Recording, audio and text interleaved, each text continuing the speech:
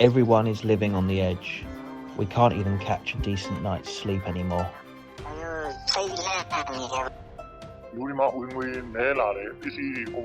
Some people do not use some services since the price of goods have increased.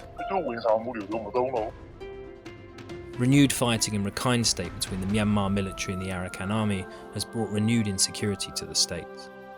As well as a lack of work due to a decimated economy, young people now fear being forcibly recruited into an unpopular military by its newly introduced conscription law.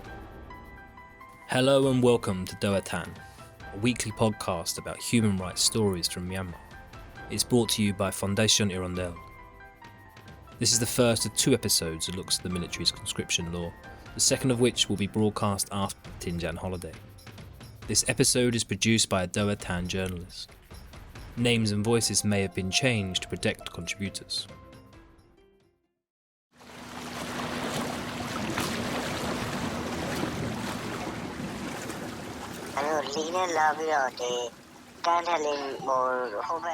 We had to sneak out using a boat. They also come and search at jetties, so we can't risk going there. We end up hunkering down in the bushes near the river. For some, they have to hide in the mountains and on the islands, even the muddy ones. They have to hide in places like those during the night. Ko Tutuong, a 20-year-old resident of Tandwe in central Rakhine, used to work in a hotel in nearby Ngapali Beach, but the property was forced to close due to the conflict that has reached the state.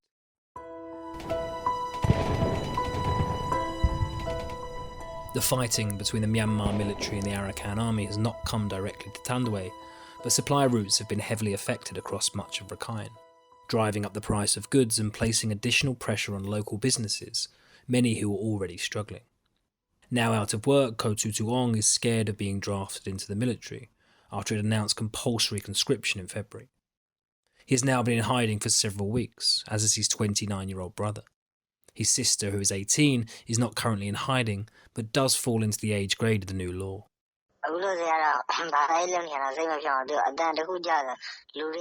These days, I can't even focus on my faith practice. I am on high alert and ready to bolt at the slightest hint of sound, thinking they are coming to draft us. Everyone is living on the edge. We can't even catch a decent night's sleep anymore.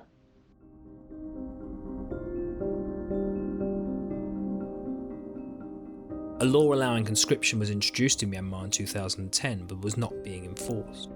That changed when the People's Military Service Law was enacted by the State Administration Council, or the SAC, the junta that has run Myanmar since launching a coup d'etat in February 2021. Under the law, all men aged 18 to 35 and women aged 18 to 27 are required to serve at least 2 years in the military. The SAC estimates that about 13 million people are eligible. There are more than 60,000 wards and village tracts in Myanmar, and General Zaw Min Tun, spokesperson for the SAC, said the military draft will be limited to 1 or 2 individuals per village. The military has also indicated that in cases where the quota is not met due to there not being enough volunteers, a lottery system will be used. The first batch of recruits have arrived in recent days, with inauguration ceremonies held at various locations according to state-run media. People are also fearful because of the military's documented history of forced recruitment, including from schools and public areas.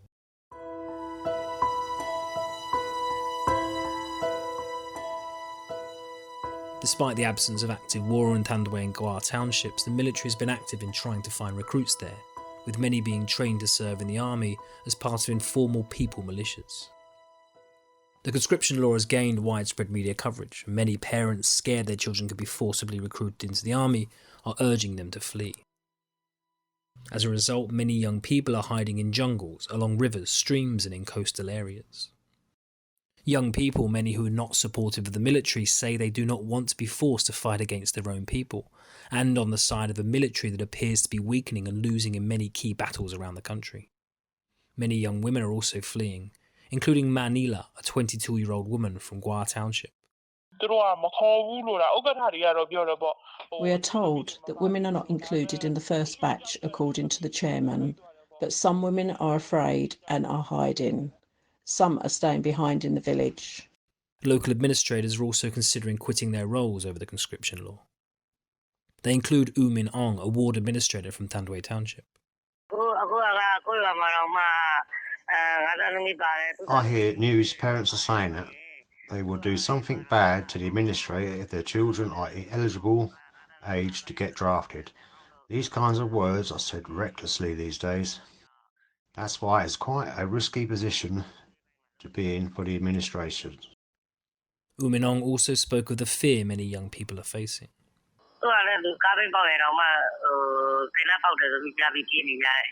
Right now, the kids are on the edge. Even a car with a flat tyre sounds like gunfire to them, and now they bolt in fear. I think it could become dangerous for them while hiding. They can't even eat or sleep right. It's a worrying situation. Despite wanting to quit, many are unable to do so because they are not allowed to by the SAC. And some of the threatened violence against administrators has been acted upon. In March, U Win Shui, a village administrator from Doh village in Thandwe Township, was killed. He had been involved in forcibly recruiting people into the military.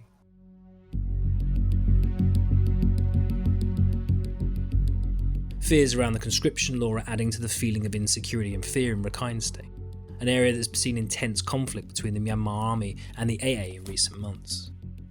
An estimated 350,000 people are displaced in Rakhine, and the fighting has had a major impact on the local economy, with many supply routes being cut off, leading to prices being driven up. Ko Naing, a 30-year-old activist from Tonggok, has raised concerns about the escalating situation in southern Rakhine.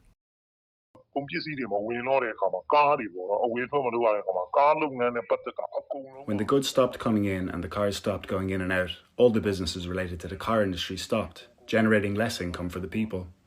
Some people do not use some services since the price of goods have increased. They do not use tuk-tuks or motorcycle carry services, so those who provide such services have become jobless. Amid fears of a wider escalation of the war, Ko Naing said young people are just trying to survive.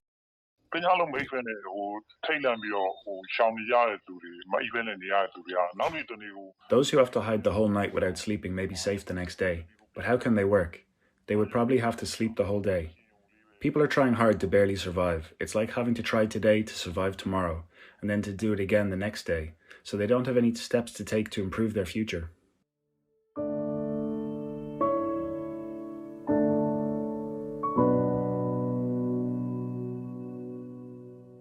In hiding, Ko Tutawong said that if the war continues, he will consider going abroad to work, or he may consider joining an armed resistance group.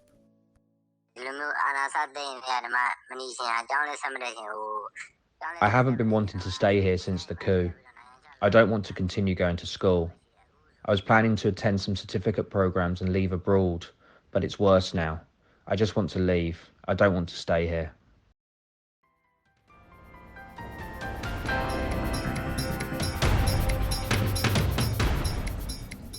Thanks for listening to this edition of Doh Athan. We would welcome your feedback on social media. This project on human rights reporting is supported by Foundation Irondale with the help of our donors. You can listen to our podcast via the Doh Athan Facebook page. They can also be found on SoundCloud, YouTube, iTunes and Spotify. You can also listen every Saturday night from 9 to 10 p.m. and Sunday morning from 6 to 7 a.m. on Voice of America Radio. Thanks, and please tune in again next week.